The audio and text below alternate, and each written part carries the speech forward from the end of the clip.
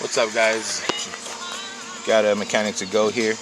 We are in a 2007 Toyota Tundra, and this works for, I believe, all the way up to a 2012. When you're changing your expansion valve, everything you look up says you have to take off the entire dashboard. Some of them take off the seats, the center console, radio, that whole stuff.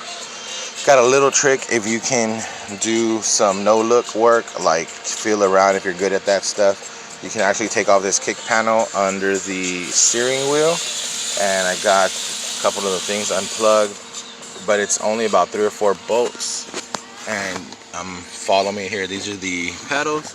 If you go straight up there, you can see the hoses that come in from the outside for the air condition. And that right there is your evaporator. You get it in focus.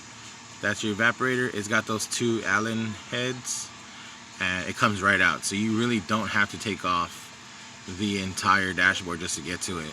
So save you a couple of hours and probably some busted knuckles. Just a little quick tip. Again, this is for the Toyota Tundra. I believe it'll also work in the Sequoias, but you don't have to take off the entire dashboard. It's right there. Awesome.